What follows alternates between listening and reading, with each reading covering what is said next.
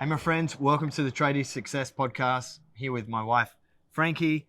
And today, the question is coming from her. Was the question that you used to ask yourself about me for a long time when we were growing responsible electricians. Yeah. And what was that question?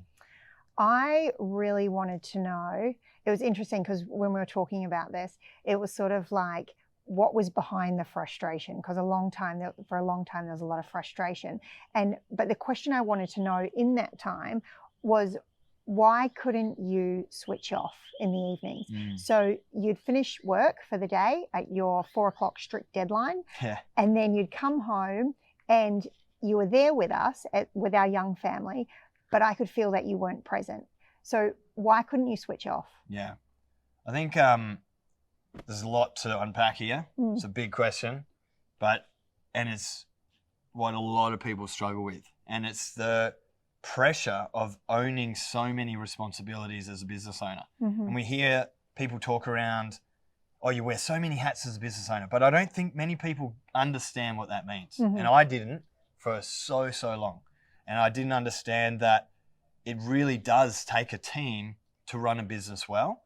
And for a long time, I just thought working harder would get me to the end goal. Sure. And I was so scared of having to pay for someone and not have the money to pay a tax bill or a wholesaler bill.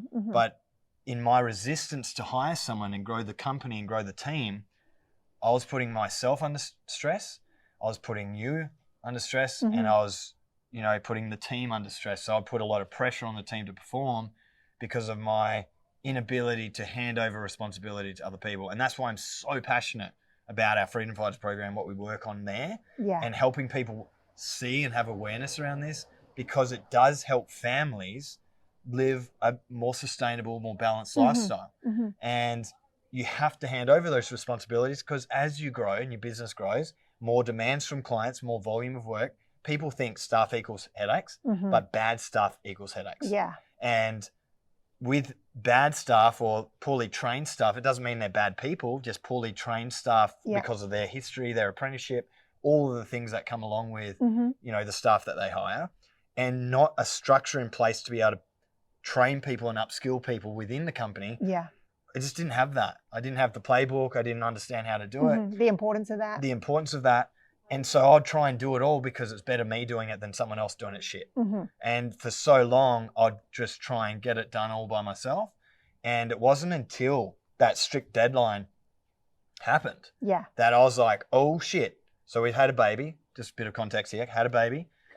And all of a sudden, we had to figure out a system at home where you felt supported, you had time still to do things. And there was that 4 o'clock. And there was a 4 o'clock deadline. Because for lots of new mothers or mothers with little babies, that 4 to 6 time in the day, 4 p.m. to 6 p.m. is witching hour. This is such a busy time, bedtime, bath time, dinner time, everything happens there. Baby's really unsettled. So I was saying to Greg, I need help. I'm really struggling, but between 4 and 6, I need you home because this is really hard. And I wanted to be a family unit, and I wanted to have someone there to support me, which is baby's father and my husband. 100%.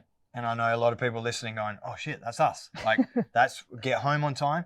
But there was a lot of pressure in that, throughout my work day. I was like, got to finish the jobs by 4 so I can be home. Sorry, by earlier than 4, wherever I was, to be home by 4. Yeah. Because, that strict deadline made me have to force me to think, how else am I going to do this? Because this deadline is... Yeah. And to put a bit of context into it, like that 4 p.m., like I remember it was like, 4 p.m. So it was like, I'll be home at 4 p.m. But then it was like 4:30, 4:45, 5:30. And then it was like, oh, sorry, the time got away from me. And it was just to the point where I was like, nah, this is it. 4 o'clock deadline. Yeah. So it led to that, always pushing the boundaries like I do. Yes. And bang, deadline. Yeah. Anyway, it was probably the best thing to ever happen, as traumatic as it was, because it forced me to go, there's no other way to do this other than hire someone else to do that stuff, and it's going to cost me money, but, let's see what happens. And then that generated growth that we, reactively experienced in the past when we were growing team members. But there was always this resistance and fear because of big bills that are coming around the corner. What if I don't have the cash? I'm spending this much per week on a staff member. I have to buy a van. I have to do this and I have to do that. So once this happened and we started putting on stuff, we had this big chunk growth happening. I was like, whoa, what is happening? And so we're able to hand over responsibilities to someone else. And even at that time, I didn't even know what was happening. It was just this forced deadline caused me to take action on something. You hated it too. I hated it because it was so traumatic for me. And it was like this deadline. I was like, no matter what, I'd be halfway through a conversation. I have this alarm on my watch, and with Kirk, our ops manager at the time, I used to be like, shit, gotta go. And like literally grab my bag, sprint out the door, or, pack up. Or by the time I'd, got to get home. It's because you were working like every other minute of the day. Like I'd wake up in the middle of the night and you weren't there. I'd wake up at 4:30 and like I can just remember like the blue glow in your face of the laptop. Like you're just working all the time. And like for me to get to the point, it's like from 4 to 6, you're ours. You belong to our family. And it was like carving out that time. And I don't know about you, but I feel like the relationship that you have with our kids at the moment, like all based from those were those years, those baby years that you can never get back. So those 2 hours a day for their babyhood, toddlerhood, the childhood, I feel really gave us that connection as a family, but also to your kids. 100%. And that's what I'm so passionate around at the moment. And we as a company, helping people to achieve operational time freedom, where you're not a part of the essential part of the business every single day. So you do have that flexibility to pick the kids up. You do have the flexibility to go in late. You got the flexibility, sporting events, ad hoc holidays. All the reasons why you started the business in the first place. All the reasons. And that, coming back to the original question, why does it work so much? Or why can't you switch off? Why can't I switch off? It was because I wanted to create this future, but then by my resistance to handing over responsibility, I'll never get there, ever. There's no way as a sole trader, as even 3 tradies, I would ever have freedom. I would always be tied to the business because, and we've done so many like surveys on time responsibility across the company as directors. There's so many things that aren't being done. So as soon as you hire someone, they just start getting done. And there's still so many things that aren't getting done. So you don't really ever have time until you build the system that supports all of those things getting done. And then you have flexibility. And so I think there's a genuine interest from most business owners to build a future for their family. And that drive and that passion to want to do that is the reason why you never see them. And that was the reason I never saw me. But you that's the reason I was so driven for the future, but then I realized I'm missing out on the now.